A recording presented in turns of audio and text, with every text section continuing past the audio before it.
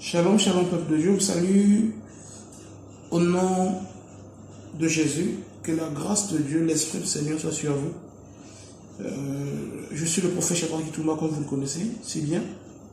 Je viens via cette vidéo pour vous partager une expérience, une révélation que j'ai reçue de la part du Seigneur. Je pense que ça fera du bien à tout le monde, ça va faire du bien vraiment à tout le monde. Si nous écoutons cet enseignement par l'esprit de la vérité. Vous savez, la Bible dit, nous connaissons en partie. Il se peut que vous qui nous suivez aussi sur YouTube, vous ayez une portion de la vérité, parce que la Bible dit si bien, nous prophétisons en partie, ce qui veut dire nous connaissons en partie. Amen. Et cet enseignement est un constat. Je ne sais pas si vous partagez le même avis que moi. C'est un constat personnel. C'est après ce constat que j'ai, comme la Bible dit si bien sur le livre de Jean, Jean, tous les prophètes qui ont prophétisé en touchant la grâce ont fait de ces choses leur sujet d'investigation, c'est-à-dire leur sujet de recherche. Moi aussi, pareillement, dans mon coin, je me suis dit que c'était important de faire cette recherche, de connaître la différence entre être chanteur de Dieu et un chanteur. Parce que j'ai compris dans nos églises, il y a cet amalgame, nous appelons tout le monde chanteur. Dans nos églises, tout ce qui chante, nous les appelons chanteurs de Dieu. Ok? C'est, pour moi, bizarrement, ça me dérangeait depuis un moment. Je ne sais pas si ça dérange tout le monde, mais peut-être tu ne voyais pas la chose dans cet angle, mais je te la présente quand même. Peut-être par la grâce de Dieu aussi, tu comprendras. Et peut-être nous allons changer notre appellation, l'appellation des frères et sœurs qui chantent à l'église.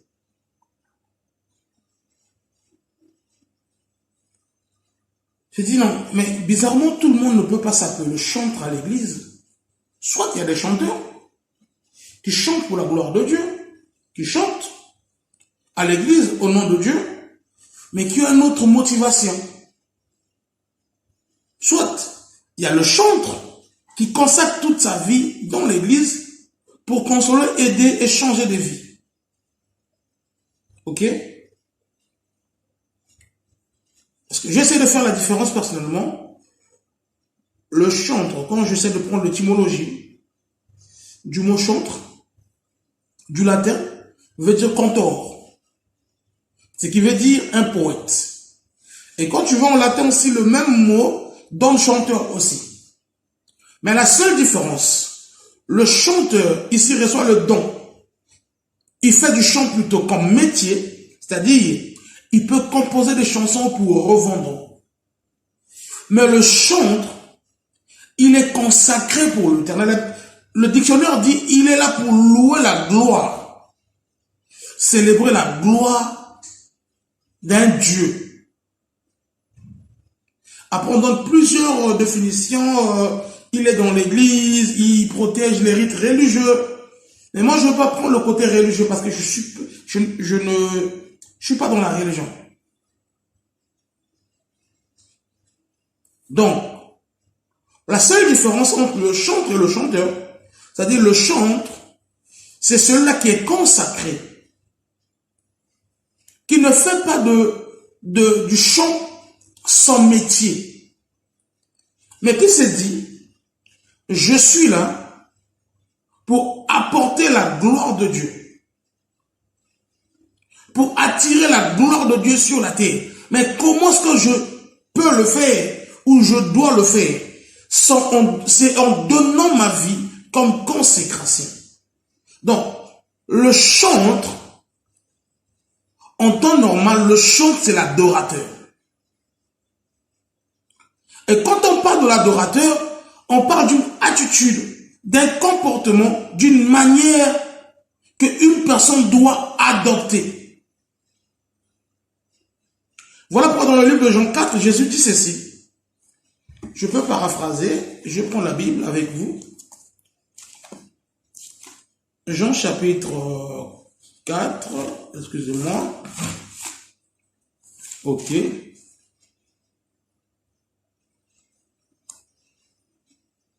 Jésus le dit, Jean 4 chapitre, ouais. Jésus le dit ceci. L'heure vient, où elle est déjà venue, où les vrais adorateurs adoreront le Père en esprit et en vérité. Et ce sont les adorateurs que le Père désire. Ou d'autres versions disent, ce sont les adorateurs que le Père cherche. Vous voyez? Or, quand on parle de l'adoration, on parle d'une vie. On ne peut pas parler de l'adoration sans offrande ni sacrifice. Donc, le chantre, c'est quelqu'un qui se consacre pour Dieu, qui s'est dit, comme dit l'apôtre Paul, Romains 12, excusez-moi, Romains 12, je suis dans Romains.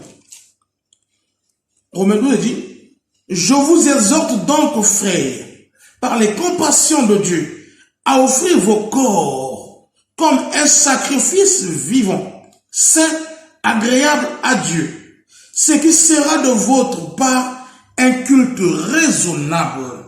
Le chantre, c'est celui qui se dit, le culte se passe sur mon corps. C'est-à-dire, vous allez remarquer dans le domaine prophétique, on parle plus de l'atmosphère. Je suis un prophète, je vais vous parler de ce domaine.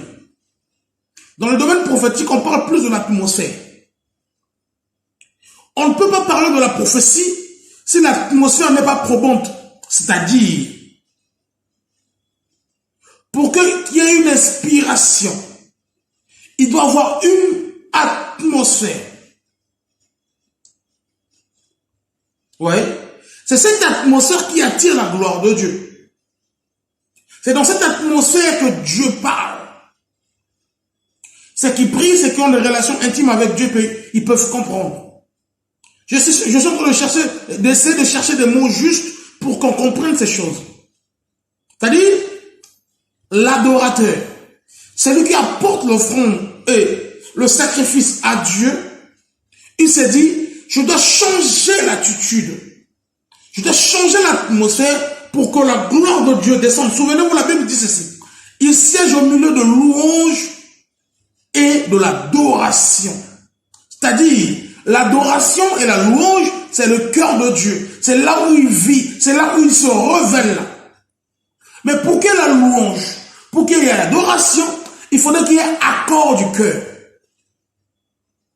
Alors, quand on parle d'accord du cœur, c'est-à-dire, tu te donnes comme un sacrifice, comme c'est-à-dire tu deviens une offrande.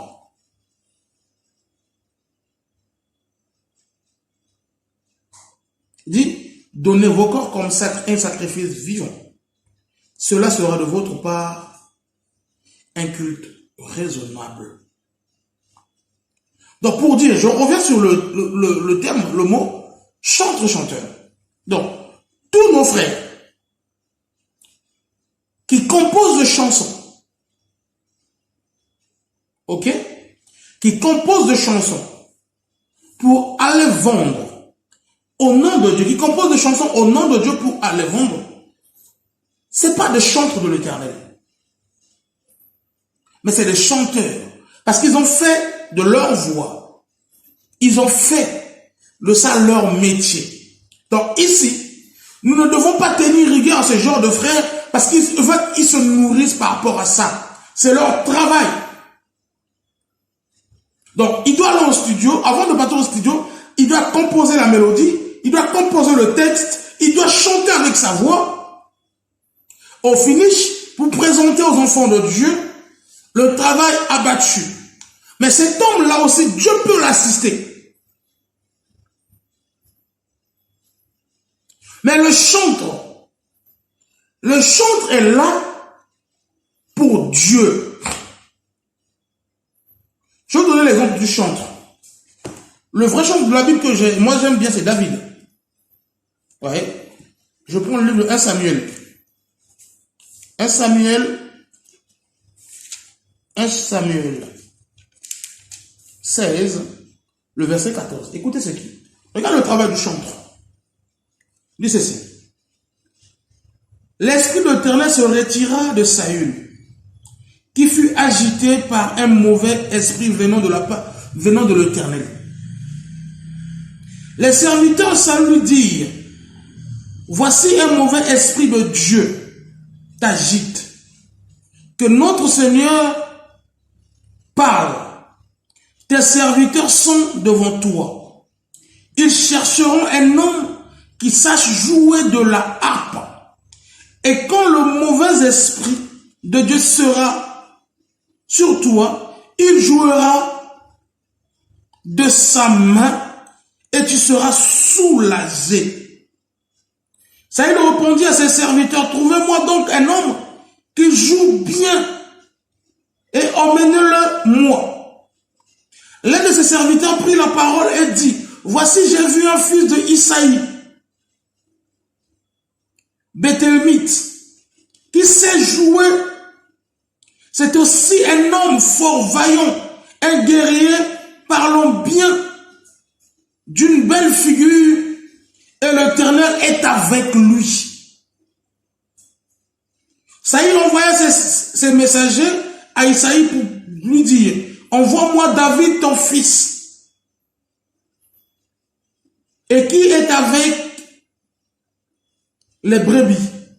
Isaïe prit un âne et qu'il chargea de pain et d'une outre de vin et d'un chevreau. Il envoya ces choses à Saül par David son fils. Et David arriva auprès de Saül, se présenta devant lui, il plut beaucoup à Saül. Il fut désigné pour porter ses armes. Saül dit à Isaïe, je te prie de laisser David à mon service, car il a trouvé grâce à mes yeux. Lorsque l'Esprit de Dieu était sur Saül, David prenait la harpe et joua de sa main. Saül respira alors plus. La laise se trouva soulagée et le mauvais esprit se retira de lui. Regarde le travail du chantre. Le chantre n'est pas là pour commercialiser ses chansons. Mais le chantre, je dirais en miniature, c'est un prophète. Il reçoit les inspirations de Dieu, des paroles. Ouais. Des paroles venant de la part de Dieu pour consoler un peuple. En d'autres termes, on peut dire, le chantre, c'est celui-là que Dieu lui donne des paroles pour soulager. C'est comme la prophétie a pour but de consoler, de soulager, d'exhorter, d'encourager. Donc, le chantre fait le même travail que le prophète. Non seulement il le fait via un instrument, via un poème, parce qu'il ne faut pas oublier, le chant, la Bible dit ici que David recevait des paroles de la part de Dieu. Vous voyez? David recevait des paroles de la part de Dieu. Et quand le mauvais esprit de Dieu venait s'agiter sur Saül, il suffisait juste à David de jouer et de parler. Saül trouvait sa consolation.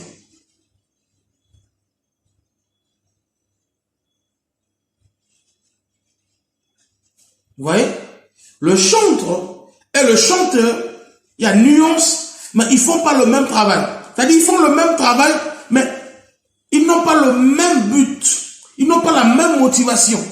La seule motivation du chanteur, c'est de vendre, gagner de l'argent. Mais l'autre motivation du chantre, c'est de consoler les cœurs gratuitement.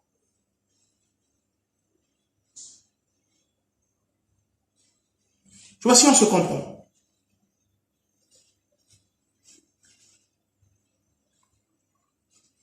Le chantre le Seigneur nous révèle ce qui dérange son cœur. Tu vois? Dieu lui révèle sincèrement ce qui résonne dans son cœur. Et Dieu lui révèle aussi les besoins de cœur des autres. C'est-à-dire, c'était un pont. Le chantre était un pont entre le peuple et Dieu. C'est pour dire toute sa vie dans la consécration. Il devient une offrande pour les autres. Il ne se donne pas pour lui, mais il se donne pour les autres. Parce qu'il s'est dit, je suis un pont. Mais le chanteur, tout ce qu'il fait, il ne le fait pas pour les autres. Il le fait d'abord pour lui. Parce qu'il a ses besoins. Il doit vendre pour qu'au retour qu'il puisse aider ou souvenir à ses besoins. C'est vrai qu'au retour, ces chansons nous bénissent aussi. Vous voyez? Ça bénit, ça console. Mais ils ne sont pas chantres de Dieu. Ils sont chanteurs pour Dieu.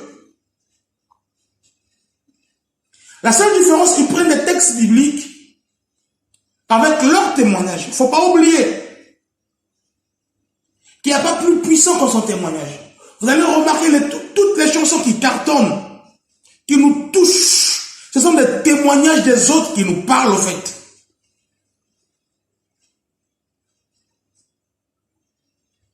Ce sont des témoignages. Toutes les chansons de Dieu qui nous touchent, composées par les frères, les sœurs, ce sont des témoignages, leurs témoignages particuliers. Souvenez-vous, la Bible dit, c'est dans Apocalypse 19, le verset 10, il dit, le témoignage est l'esprit de la prophétie.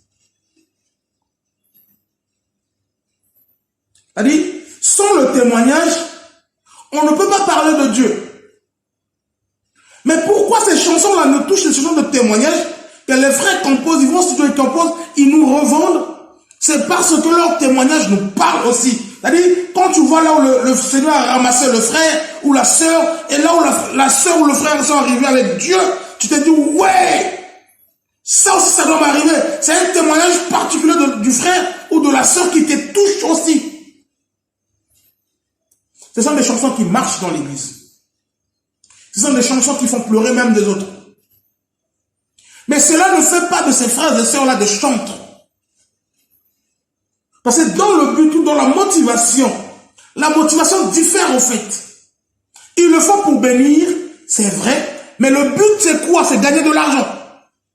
Or le chantre, quand il le fait, le but c'est quoi? Le but c'est gagner les âmes pour Dieu. Vous voyez? Ils peuvent tous avoir la même motivation. Mais le problème se trouve au but. Le chant, son but, c'est consoler. C'est guérir les âmes. Saül était animé par les esprits. Mais le chant de David est arrivé pour chanter, pour jouer à son harpe. Nous avons vu ce qui s'est passé.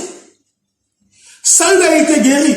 Moi, quand nous lisons les livres des psaumes, on appelle le psalmite, un poète. Quand vous lisez les psaumes du psalmiste David, vous comprenez que non seulement c'était un chantre, mais aussi un poète. Moi, il y a un psaume, il y en a plusieurs, mais il y a un psaume qui me parle particulièrement, qui me touche particulièrement. C'est le psaume 101. Il dit ceci. Écoutez. Je chanterai la bonté et la justice. C'est à toi, Éternel, que je chanterai. Je prendrai garde à la voie droite. Quand tu viendras à moi, je marcherai dans l'intégrité de mon cœur, au milieu de ma maison. Je ne mettrai rien de mauvais devant mes yeux. Je hais la conduite des pécheurs. Ça, c'est l'attitude, la vie d'un chantre. Le psalmiste David, c'était un chantre. Et dans notre temps aujourd'hui, nous avons des problèmes, nous avons un sérieux problème. Il n'y a pas assez de chantres, il n'y a pratiquement pas de chantres. Mais on a plus de chanteurs. Moi, j'aime ces frères, je les aime bien. Voilà pourquoi vous allez remarquer, le département de la chorale, c'est le seul département de l'église où il y a plus de païens. Il y a plus l'attitude des païens. Il y a plus le comportement des païens. Regardez, je prends le livre de Amos. Excusez-moi, je prends le livre de Amos rapidement. Je prends le livre de Amos. Excusez-moi. Amos. Je prends le livre de Amos, comme j'ai dit. Amos, chapitre 5. Écoutez ce que l'Éternel dit. À partir du verset 22. Amos, chapitre 5, le verset 22, dit ceci. Quand vous me présentez des holocaustes et des offrandes, je n'y prends aucun plaisir. Et les vœux engraissés que vous sacrifiez en action de grâce, je ne le regarde pas. Éloignez de moi le bruit de tes cantiques. Éloigne de moi le bruit de tes cantiques. Je n'écoute pas le son de tes luttes. Mais que la droiture soit comme un courant d'eau et la justice comme un torrent qui tarit jamais. M'avez-vous fait des sacrifices et des offrandes pendant les 40 années du désert, maison d'Israël? Emportez donc la tente de votre roi, le piédestal de vos idoles, l'étoile de votre Dieu que vous êtes fabriqué. Et je vous emmènerai captifs au-delà du Damas, dit l'Éternel, dont le nom est le Dieu des armées. Mes frères et sœurs, vous savez, on ne peut pas parler de l'adoration sans sacrifice ni offrande. Ok? Il est très important que nous comprenions cette chose. Dans nos églises, nous avons plus de chanteurs que des chanteurs. Donc, plutôt, excusez-moi, des chanteurs que des chanteurs. Pourquoi je le dis?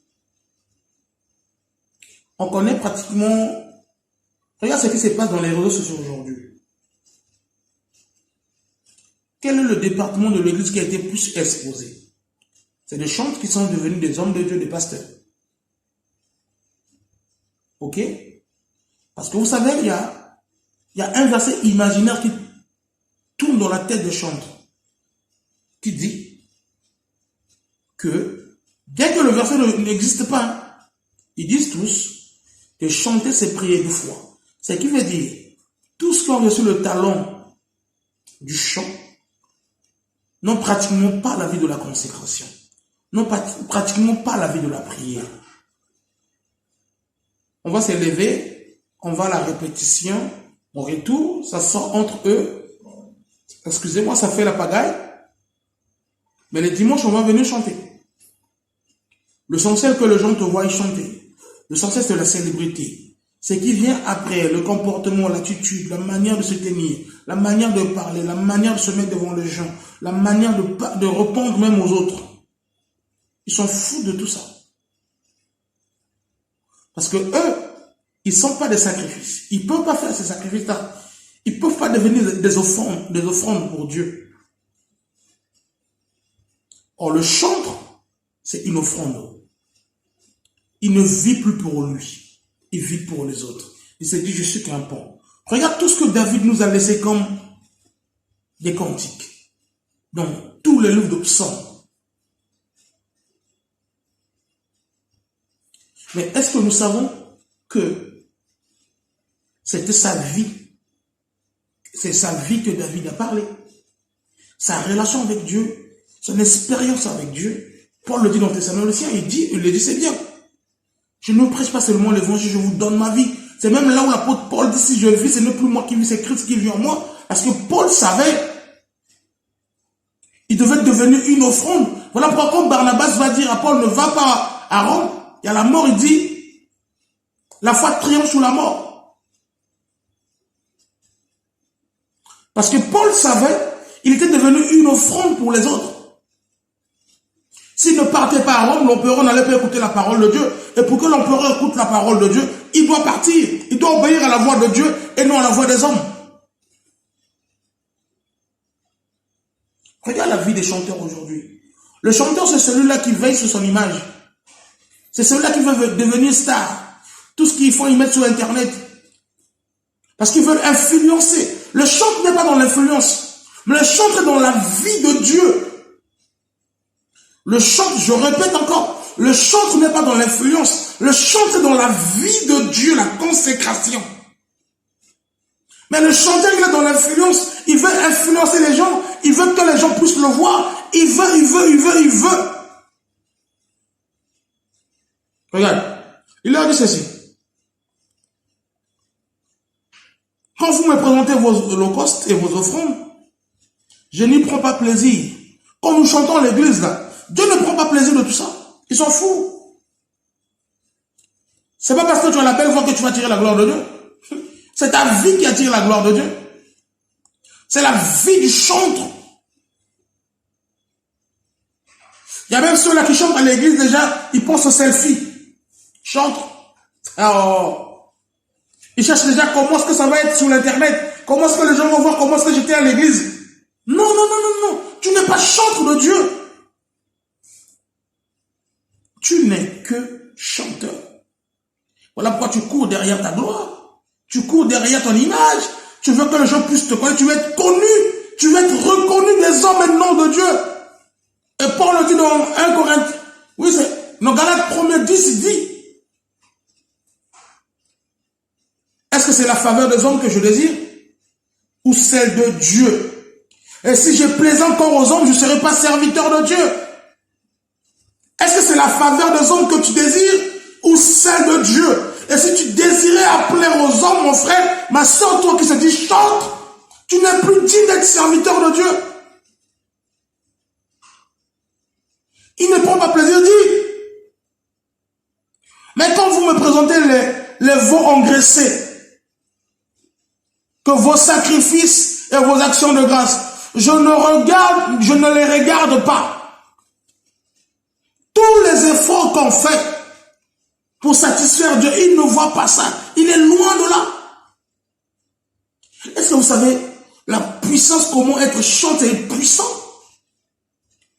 Pourquoi en Israël, avant d'aller en guerre, on mettait à la première ligne des chantres?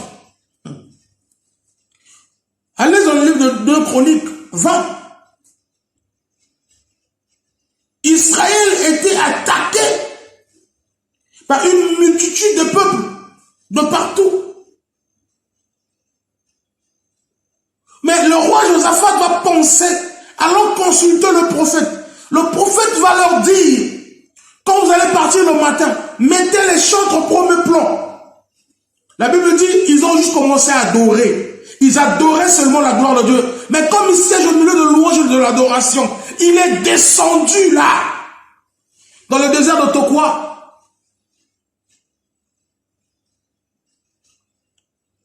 Nous savons ce qui s'est passé dans ce désert-là. La Bible dit, ce peuple qui venait combattre contre Israël, ils s'entretuaient entre eux. Et Israël allait prendre ses bénédictions dans ce désert-là pendant 4 jours. Quel type de bénédiction? À cause de la puissance des chantres. Parce que les vies étaient en accord, les cœurs étaient en accord. Il n'y avait pas de séparation, il n'y avait pas de guerre. Là où il y a des chantres, il n'y a pas la guerre, il n'y a pas la séparation. Mais là où il y a des chanteurs, il y a ce qu'on appelle les... Comment est-ce qu'on appelle ça? Oh là, je cherche le mot. Il y a le défi, il y a la concurrence. Voilà pourquoi pourquoi les chantres aujourd'hui sont dans la concurrence des vues sur Internet. C'est ça la vie des chantres. Il dit, vous n'avez plus rien de moi. Parce qu'en vous, il manque de la droiture. Que la droiture soit comme un courant d'eau. Et que la justice comme un torrent qui ne tarit jamais. La droiture. Savez-vous que Job a été béni à cause de sa droiture? Le chantre, c'est un homme droit, un homme intègre. Un homme juste. Parce que voilà pourquoi on appelle notre Dieu le juste juge. Il n'est pas injuste, il est juste. Et voilà pourquoi il nous demande d'avoir la justice en nous. Il dit que la justice soit en nous comme un torrent qui ne tarit jamais. Est un homme juste, tu ne peux pas haïr. Le chantre ne rentre pas dans la concurrence. Le chantre, la vie du dehors, c'est pas sa vie. Il est juste dans tout ce qu'il fait. Parce qu'il sait à tout moment peut venir me consulter. À tout moment que par ma voix, je peux guérir. À tout moment que par ma voix. Combien sont de chantres aujourd'hui qui guérissent les gens que par leur quantique? Combien aujourd'hui? Des chantres. C'est les témoignages qui nous parlent, après ça reste là. Ça ne pénètre pas dans nos cœurs. Ça ne change pas nos situations. Ça nous fait juste pleurer et puis point barre. Parce que dans ces cantiques, il n'y a plus la vie de Dieu. Écoutez des chansons vous-même que vous écoutez quand des chansons. C'est des chanteurs qui chantent. Tout ce qu'ils veulent, c'est pour être connus. Vendre, c'est tout. Voilà pourquoi dans leur concert, ils donnent des tarifs faramineux. Avec que nous sommes, nous partons. La Bible dit, vous avez reçu gratuitement, donné gratuitement. Vous allez dire, mais prophète, comment est-ce que nous allons faire pour que notre musique aille de l'avant? Ben oui. Ceux qui sont bénis, ils donneront toujours de l'argent, ils vont vous bénir. Je peux pas être béni et ne pas faire du bien à mes frères et sœurs, c'est impossible. Comment est-ce que David était béni? Parce qu'il faisait du bien. C'est là où Paul parle de la libéralité. Quand le frère est béni, il y aura toujours une atteinte de libéralité. Comment le Pierre était béni? Parce qu'il faisait du bien aux milliers de personnes, et ces personnes sont allées prendre leurs propriétés, et ramener, et les frères dispatchaient. Voilà. C'est parce que tu veux vendre, tu vas avoir assez de clients, et toi que chanteur, tu vas aller voir des magiciens, tu vas aller voir les charlatans. Voilà. Mais le chantre s'en fout. Le chantre sait que ma vie dépend de Dieu. C'est un homme consacré. C'est un Nazarien. C'est ça. C'est que le monde qu'on se tend de la fin, c'est des hommes et des femmes consacrés. Dans tous les domaines, non pas seulement dans le domaine de la chanson. On n'est pas consacré à Dieu. C'est malheureux. C'est malheureux. Mes frères et sœurs. Il dit ceci. Je vais peut-être m'arrêter par là. Il dit, vous avez emporté de l'Égypte les idoles et vos dieux au piédestal. Vous avez même fabriqué une étoile que vous appelez aujourd'hui l'étoile de David. Dieu n'aime même pas dedans. C'est une étoile fabriquée. Lisez la Bible, vous allez comprendre. Amos chapitre 5, à partir du verset 22 jusqu'à partir du 27. Ils ont fabriqué cette étoile-là pour dire aux gens c'est l'étoile de David. On le voit partout dans les églises. Ça n'a jamais été l'étoile de David. Vous-même, vous l'avez fabriqué. Mais nous savons tous l'étoile brillante du matin, c'est le Seigneur. Alléluia.